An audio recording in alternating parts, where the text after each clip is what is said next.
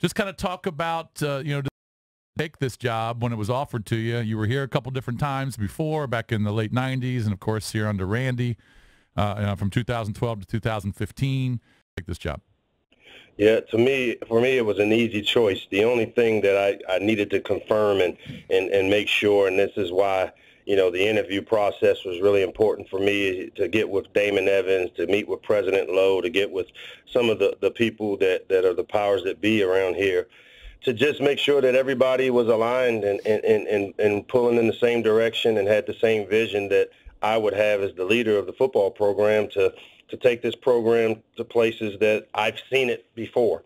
I was here doing the 2000 resurgence under Coach Friedgen when we won 30 games in 3 years, and had an opportunity to see that thing and how it was built, because I was a holdover from the Ron Vanderlinden era. So once I met with the administration here, and I knew that everyone would be aligned in moving this thing in the right direction and moving it forward, there was never a hesitation for me that this has always been the job I coveted. This is always the day I got into coaching, I set my sights on one day becoming a head coach at Maryland. Now, Ralph is obviously a special guy, and people have fond memories of that era. Why has it slipped since then? Like, what are they doing differently? Why have the other guys not been able to figure out the same formula? What's been missing?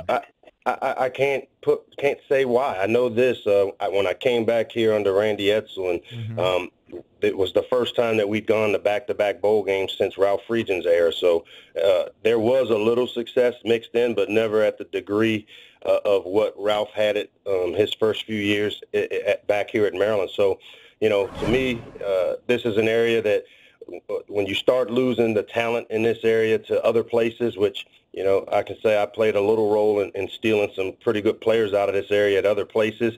It maybe weakens the infrastructure there, but, our goal is we're within that 5-hour radius, the car drive radius of this place, and that this area is fertile ground for really good players. And I'm excited about being here and being able to go recruit those guys to Maryland. All right, so talk about that. Talk about the challenges right now. I mean, your head must be spinning, in all good things, obviously. But to say the least. Right, so talk about the challenges that face you right now with recruiting, with putting together your staff. You still have to focus on Oklahoma. I don't know how you're splitting your days, but can you talk about what your days are like now? Yeah, and my best Nick Sabanism, I get to do all those things instead of I have to do all those things. And so it's a little different when you get to do them, meaning I'm excited about it, to be able to have to, balance the recruiting here, meeting the players here on this team. For me, I kind of put a line of what I need to get done here now. And the first thing I needed to get done was get in front of each kid that's on this team now and start developing, building that relationship. So I've spent the last 2 to 3 days individually meeting. I call it speed dating, where I'm just meeting with every single player on the team. They're in final exams and they're about to be done. And we've got that long winter break here that they don't return back until the end of January. And so I thought it was really important for me to get out in front and get these one-on-ones with our current team. This is the first people I got to recruit, is make sure that we keep everybody here that can help us win ball games and be good members of our team. So I've gotten that accomplished, mixed in with trying to get some coaches hired, and then also recruiting for Maryland, and while also preparing and starting to work on game planning stuff for Oklahoma. So those are the things I get to do. I'm excited about doing it, balancing my time. It's been great, and I'm excited. Some support from former players that might even put you over the edge here for this job, and from the high school community around here. High school coaches speak so highly of you. What is it sort of that's special about you and your relationship with the former players and from the high school coaches in this area? What is it about you that engenders so much support from these guys? I can't tell you. That's something I think you would have to ask those guys, but I would hope that it's things like wherever I've been when I've recruited their players, number one, the things I say in recruiting that we'll do, meaning treat them like I treat my own kids, meaning ensure that they are doing the things necessary to obtain degrees, put them in the best position to hopefully take football a step further. All those things that we talk about in the recruiting process, And the one thing I've always said is that it's not a 4-year but a 40-year relationship. And, I've been able to have a pretty good making sure that guy job you've done. And I think I've word in doing the things that we promise in recruiting, and those guys have gone on to be successful. Coach, Eric and I are both DeMatha grads back in 1988, long time ago, but we love the school, and we're hearing from our sources over there that you did hire away Elijah Brooks, the head coach, over to your staff. Is that true? Is that something you could talk about? No, that would be breaking news to me, man. I haven't, I'm not prepared to talk about my staff just yet. Okay. We're still in the works of trying to get some guys over here to interview some guys, to meet with some guys. So still in the process of putting together that thing as far as hiring coaches goes.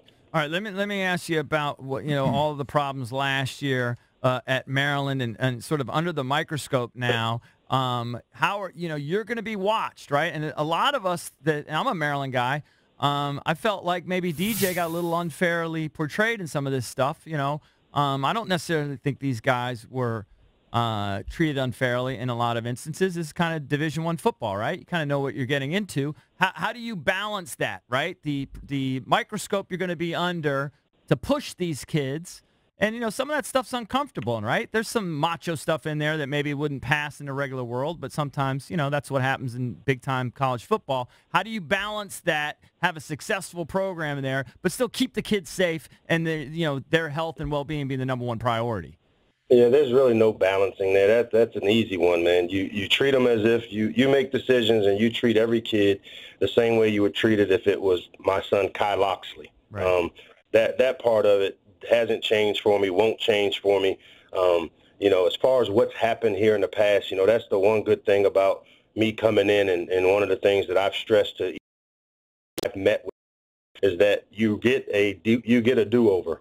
So whoever you were prior to me getting hired here, whether you were an A student or a straight F student, whether you were a guy that, made poor decisions in your social life, all those things, I don't really care, because I wasn't here for them. And I'm going to judge you, and I'm going to make decisions based on you, based off of what you do during the time I'm your head coach. So I think some of these kids are excited about the do-over, excited about starting over. Obviously what's happened here, I can't say that, can't comment because I wasn't here, but I do know this: moving forward, these kids will be treated with the respect they need to be treated with. They're going to be coached with respect. I'm going to surround them with coaches that will be not just great coaches, but great mentors. And,